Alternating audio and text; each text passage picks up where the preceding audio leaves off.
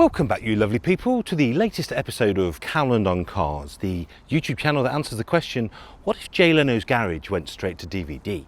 And in this episode, we're going to talk about subtle foreshadowing. Well, here at Barron's, or as we like to call it in the family, Manor Park South. So great to drive in the front, great to drive in the back. A no reserve car. Having driven 300 miles in it, ladies and gentlemen, I have bonded with it. I will be having a cheeky bid. I do love a no reserve Jag in the back, so I would definitely have a look at that one. In fact, you know what? I'm going to have a bid on that one myself. Set aside for a minute the fact it's a V8 that on the way down did about 22 to the gallon. Don't worry about that. But other than that, look at that. Have you ever seen more legroom in the back of a classic car than that? Isn't that beautiful? I would like to own that very much, and just to be completely transparent with you all, as we like to be, I will have a cheeky bid on that because I have driven it 300 miles and I can vouch for very much it drives beautifully. That might be my ride home. 2,000 bid.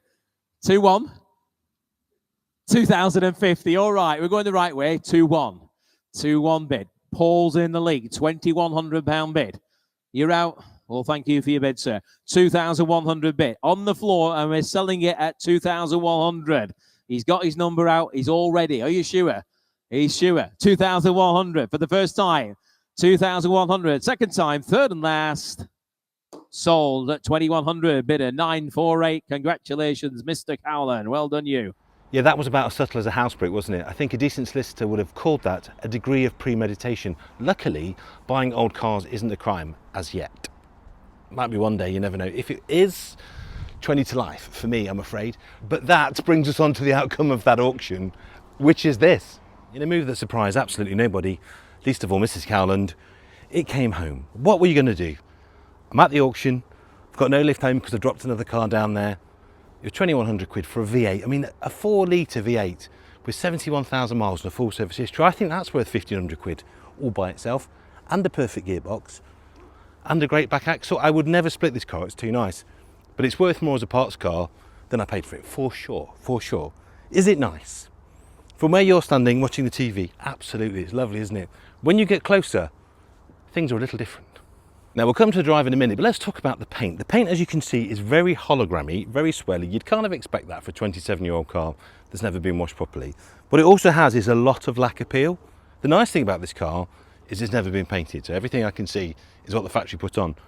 The downside to that is the fact it's starting to peel off. We've got a cauliflower here where windscreen fitters, I would imagine, nicked the bodywork and that's gone rusty.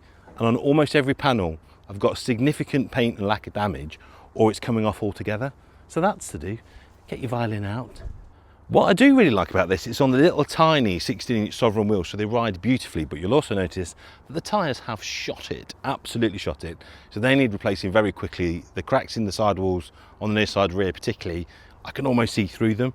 That needs doing immediately. That's job number one. But actually, she's not a bad old stick. Let's have a look under the bonnet.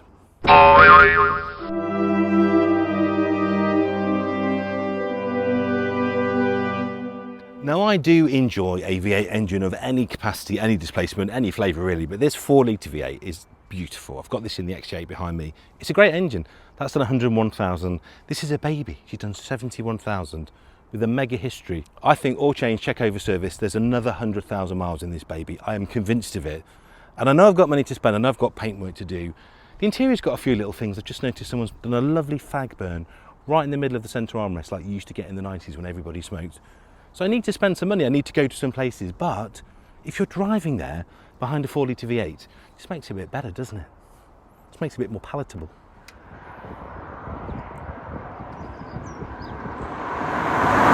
It's a real privilege really to be able to drive 300 miles in a car before you even contemplate buying it. That doesn't happen very often, ever, particularly in used cars, but almost never in the auction game. If you're very lucky at a good auction house, they'll have videos of it riding and driving. You can ask the staff, is it any good? Does it run okay? Does it drive all right? Some of the auction houses will drive the cars across the block so you can hear them. But what you never get, no matter how nicely you speak to the vendor, is 300 miles to acclimatise yourself to the car. So before it went into the auction, me as delivery driver got to bond with it. So is it perfect? Well, of course not. It's 2,100 quid. It's not going to be perfect. But what it is very, very good. It has an exceptional service history, loads of stamps in the book, and it wafts. So let's go through the good bits and the bad bits.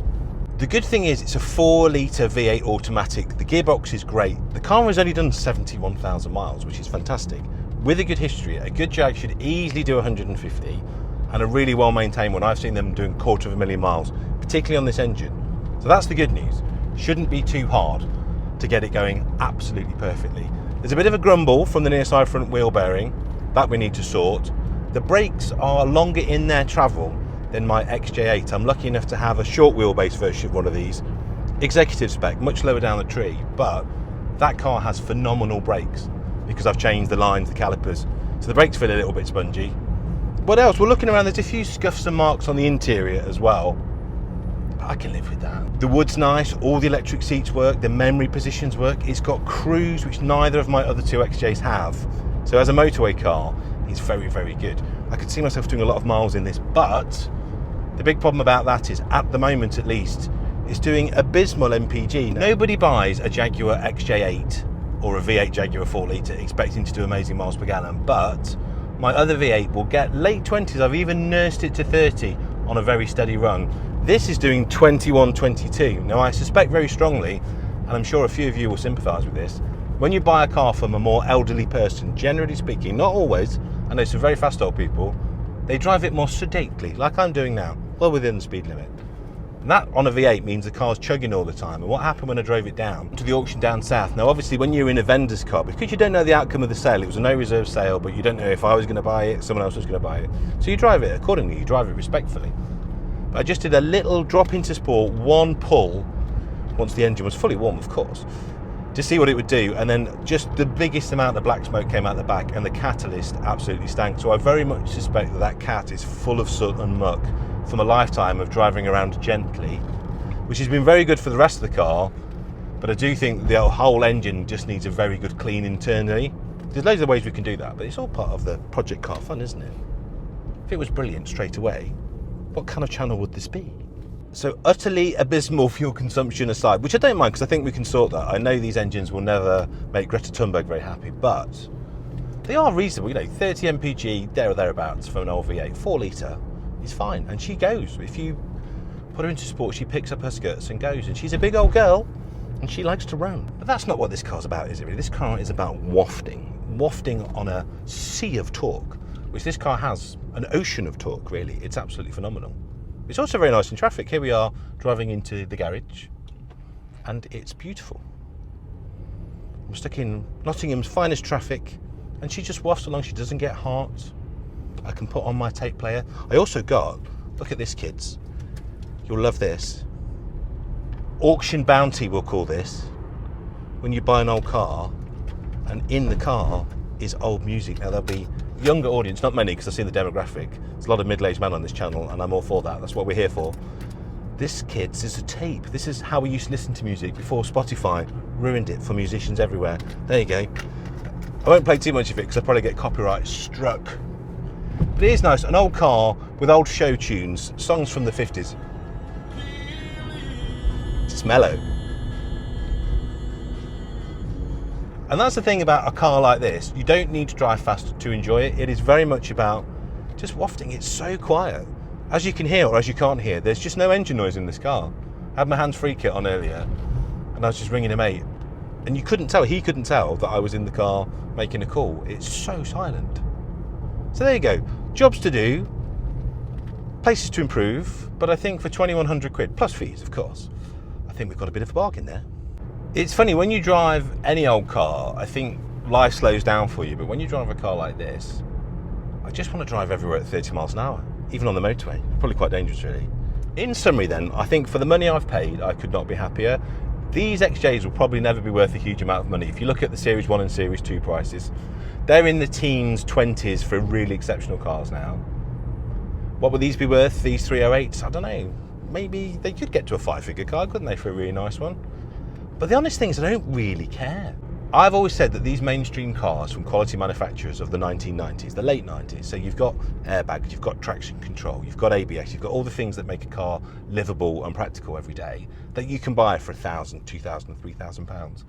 These are the cars we should all be driving because you can spend, I don't know, 400, 500 quid on a lease. You're literally hiring a car that you'll never own, that you'll never see again after 3 or 4 years. Something like this, yes, it'll cost £2 to buy. It's probably going to cost me another 2 or 3 grand to maintain over the next few years. But I'll own it, and whatever residual value the car has is mine. The other thing is as well, I just think the aura, the presence that this car has on the road, is just so much better. Do I want to turn up in a new 300, 400 quid a month lease box, which is perfectly fine transport? If that's your thing, I guess you're probably on the wrong channel, but if that's your thing, fair play to you. Some people buy cars like I buy fridges. It's just something that you need to buy, a consumer durable to get you to work. But if you want to arrive at work, if you want to enjoy the journey, I think you're going to have a lot more fun, even at 21 mpg, in an old Jag. And you can get all your mates in the back. Yeah, this is me. Well, thank you very much for watching. I hope you enjoyed that. There's a little bit to do. I will, of course, take you all on the journey as we do it. Let me know what you'd like to see happen to this car. I think probably a little bit of paint work, nothing too crazy. There's no point making it worth a gazillion pounds because I'll never get it back. But I think a tickle and a tidy, maybe recolonise the leather, definitely put some tyres on it, definitely take it for a service, but just keep her in the manner to which she's become accustomed. But do like and subscribe. Do ring that bell, then you know when the new video is coming out, because I haven't quite worked out the rhythm. Also, let me know when you want these videos to come out, because it seems to be that Fridays and Sundays do quite well for you. It seems to be that you've got a bit of time to watch them. They're not long videos. I'm only going to do 10, 15-minute videos to start with.